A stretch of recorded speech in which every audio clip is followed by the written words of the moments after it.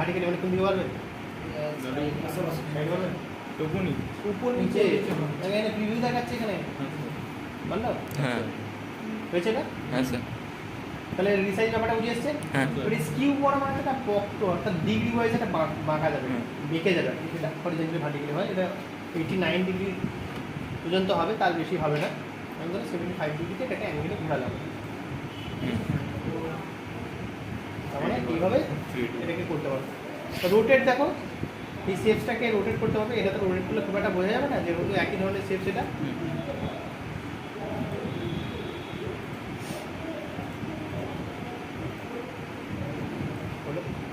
Rotate দেখো বুঝেছে?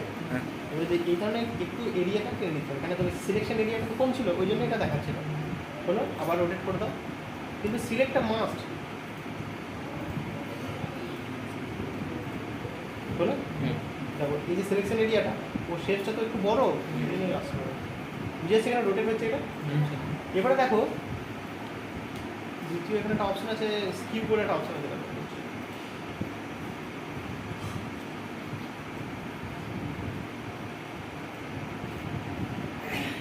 এখানে দেখো ভার্টিক্যালি ফ্লিপ করা মানে হচ্ছে উল্টো দিকে ঘুরে যাবে, মানে এটা ধরা আছে, এটা ফ্লিপ করলে কি হবে? উল্টো হয়ে যাবে, মানে এটা এদিকে যাবে, এটা এদিকে যাবে, মানে উল্টে যাবে। আর এটা হলে এদিকে যাবে। দেখো তার ইফেক্টটা দেখো। প্রথম হচ্ছে বাধ্যতামূলক হচ্ছে যেটা হচ্ছে সিলেক্ট করতে হবে, তুমি এখানে কোন শেপসটাকে করতে চাইছো সেটাকে চিহ্নিত করতে হবে, যেটা সিলেকশন করা হলো। এখানে গেলাম, দেখো ক্লিক করলাম, হলো। এটা করতে দিচ্ছি ছবিটা গেলাম, এখানে হচ্ছে হরিজন্টালি দেবো। এইগুলো কিছু এদিকে ছিল, হ্যাঁ এটা হচ্ছে এইভাবে ক্লিক করা। এগুলো হচ্ছে পেন্সিল টুল, দেখো ফ্রিভাবে ড্র করতে পারবে। পেন্সিলের যে লাইনের থিকনেসটা আছে সেটা চাইলে বাড়াতে পারো, কন্ট্রোল কিটা প্রেস করবে, যে প্লাস সাইনটা প্রেস করবে, লাইনের থিকনেসটা বাড়ছে, বেড়েছে। কন্ট্রোল কিটা প্রেস করে মাইনাস প্লাসটা বাড়বে, আর মাইনাসটা করলে কমছে এইভাবে। হ্যাঁ সিটিআর, মানে কন্ট্রোল কি শর্ট ফর্ম হচ্ছে সিটিআর হলো। আর নর্মালি করে বাড়ানো একইভাবে ইরেজারটা বাড়বে, এইভাবে ইরেজারটা যদি বাড়াতে চান কন্ট্রোল প্লাস প্লাস সাইন, ঠিক আছে? এইভাবে ইরেজারটা বাড়বে, কন্ট্রোল প্লাস মাইনাস করবে, ইরেজারটা এইভাবে কমতে থাকে। এছাড়া আমি এইভাবে সিলেকশন করলাম পুরোটা টেনে, যে ডিলিট কিটা প্রেস করলে পুরো জায়গাটা ক্লিয়ার হয়ে যায়। এবারে দেখো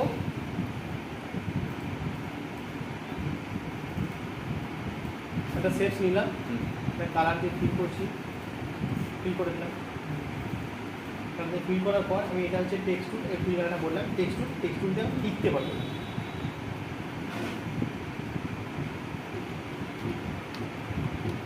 লিখলাম।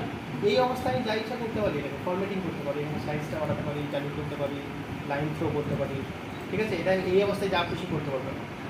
এটাকে দেখো লাইন থ্রো করতে পারবো এইভাবে, এটা ফন্ট চেঞ্জ করতে পারবো, আমি চাইলে এখানে করতে পারবো এই অবস্থাতে, কালার চেঞ্জ করতে পারবো। কিন্তু যখন এবার ডিসিলেক্ট হয়ে যাবে কিন্তু আমি করতে পারবো, এখন আর সিলেকশন অবস্থায় নেই, অর্থাৎ টেক্সট টুলটা অ্যাক্টিভ হয়ে যাবে। এবারে চাইলে এটাকে আমি কী করতে পারি, মুভ করতে পারি। তাহলে মুভ করার জন্য প্রথম সিলেক্ট টুলটা নিতে হবে, দিয়ে এইভাবে আমরা মুভ করতে পারবো। মুভ করে যাচ্ছে হলো এখানে।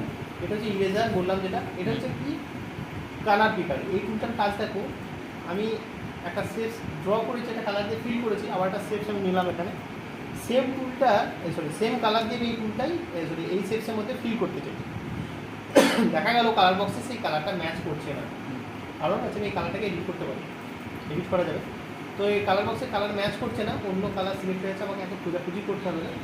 এই কালার পিকার টুলটা নিয়ে শুধু জাস্ট এখানে ক্লিক করবো, এখানে কি সিলেক্ট হয়েছে, রেড যে কালার সিলেক্ট হয়েছে, ক্লিক করো কালার, ঠিক আছে? তাহলে এই কালারটাকে অটোমেটিক অর্থাৎ ডুপ্লিকেট করে নিচ্ছে বা কপি করে নিচ্ছে।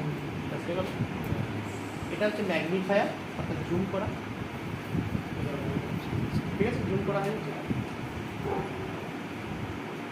ব্যাস এইভাবে বুঝতে পেরেছো। এটা দেখো ব্রাশ টুল দিয়ে এখানে আমরা এটা দিয়েও আমরা ছবি, কোনো একটা ছবিকে ফিল করতে পারবো বা একটা ছবি ড্র করতে পারবো। এখানে ব্রাশের বিভিন্ন ইফেক্ট আছে, দেখো বিভিন্ন ইফেক্ট আছে, দেখে নেবে।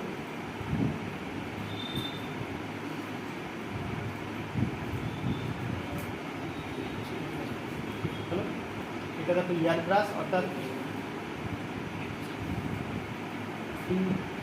স্প্রে ইফেক্টের মতো দেখো কালার দিয়ে তুলে হচ্ছে, আমরা করতে পারবো বা একটা ছবি আঁকতে পারবো, ড্র করতে পারবো, বুঝে আসছে এখানে। এগুলো দেখো শেপস, বিভিন্ন শেপসে ড্র করতে পারবো, এখানে ড্র করা যাচ্ছে। একটা শেপসের খালি একটু ডিফারেন্স আছে, দেখো এই শেপসগুলো আমরা এবার লাইনে ড্র করতে পারবো, করতে পারছি এখানে লাইন ড্র করতে পারছি। লাইনটা কী হচ্ছে, স্ট্রেট আছে, অনেক সময় আমাকে লাইনটা কী হবে দেখো আমরা খুব স্ট্রেট হলো, কষ্ট করে করতে হলো, এটা আমি হচ্ছে এখন না, আমাকে স্ট্রেট করতে গিয়ে যেভাবে আমাকে অলমোস্ট পয়েন্টিংটা ঠিকঠাক করতে হবে। এই অবস্থায় তোমার সিট কিটা ধরবে, দেখো টেনে দাও, সিট কিটাকে হোল্ড করবে, দিয়ে এভাবে টেনে দেবে, প্রত্যেকটা লাইনে আর তোমাকে ওইভাবে পয়েন্টিং করতে হবে না, বুঝেছে এখানে। এবারে দেখো এই টুলটার ক্ষেত্রে একটু আলাদা, এটা দেখো কি কি টুল, এটার নাম হচ্ছে ওভাল, ঠিক আছে। এটা ওভাল একটা অর্ধবৃত্ত, একটা শেপস হচ্ছে না, টানছি হচ্ছে অর্ধবৃত্ত, যেদিকে টানছি সেদিকে হয়ে যাচ্ছে। কিন্তু তোমাকে যদি বলা হয় একটা সার্কেল করতে, সার্কেলটা করতে কী করে, সার্কেল হচ্ছে, এটা তো অর্ধবৃত্ত হচ্ছে, বৃত্ত তো হচ্ছে না। তো সেই অবস্থায় কী করবে দেখো, এটা অর্ধবৃত্ত হয়েছে, আমি সিটকিটাকে হোল্ড করবো, যে টানবো, দেখো যেদিকেই টানি না কেন হচ্ছে, ডিম্বাকৃতি হচ্ছে, ডিম্বাকৃতি হচ্ছে না বৃত্ত হচ্ছে, বৃত্ত হচ্ছে, ডিম্বাকৃতি হয়নি। দেখো আর এটার ক্ষেত্রে দেখো আমি সিটটা ধরিনি, এদিকে টানছি এদিকে হচ্ছে, এদিকে টানছি এদিকে যাচ্ছে। আর ওটার ক্ষেত্রে দেখো আমি যাই টেনে দেখো পুরো সার্কেল, বুঝে আসছে কেন। এটা দেখো রেক্ট্যাঙ্গেল একটা, মানে আয়তকার, যদি এটাকে স্কোয়ার করতে চাই অর্থাৎ বর্গক্ষেত্র করতে চাই, তাহলে কী করবো, শিফটটা ধরবো, ঠিক আছে, বর্গক্ষেত্র হবে। এর মধ্যে বুঝে এসছে তো। এই একটা টুল আছে দেখো, এটার নাম হচ্ছে কার্ভ টুল, অর্থাৎ বক্র লাইন আঁকা যাবে। এটা 3টে স্টেপের কাজ হয়, একবার টানলাম, কটা হলো, যেদিকে আমি বাঁকাতে চাইছি দুটো, আর একবার 3টে। এটা 3টে যদি কমপ্লিট না করো তাহলে কী হবে, ধরো আমি একটা টেনেছি, করলাম এদিকে, টানলাম একটা, এদিকে টানলাম, দিয়ে ভুলে গেছি, দিয়ে আমি ক্লিক করতে হয়ে গেছে, এদিকে টানলাম, দিয়ে আর খেয়াল করি তোমাকে ধরো এই অবস্থায় যদি তুমি এরকমই কিছু করতে চাও, একটা দুটো, তাহলে হলো এই অবস্থায় রাখতে চাইছো, তাহলে জাস্ট আর একবার ক্লিক করে দেবে, তাহলে এটার মধ্যে বুঝে আসছে সবার, ব্যাস আর কিছু সেরকম কিছু নেই।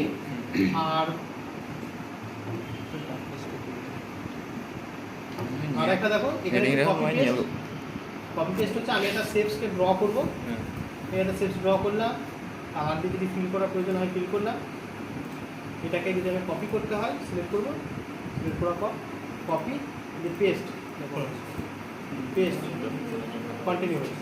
এছাড়াও পেস্ট আর একটা ডুপ্লিকেট করার উপায় হচ্ছে, কন্ট্রোল কিটাকে হোল্ড করবে, এইভাবে টানবে, কন্ট্রোল কিটাকে হোল্ড করে এইভাবে টেনে দেবে, তুমি ধরে থাকবে না, ডুপ্লিকেট হবে না।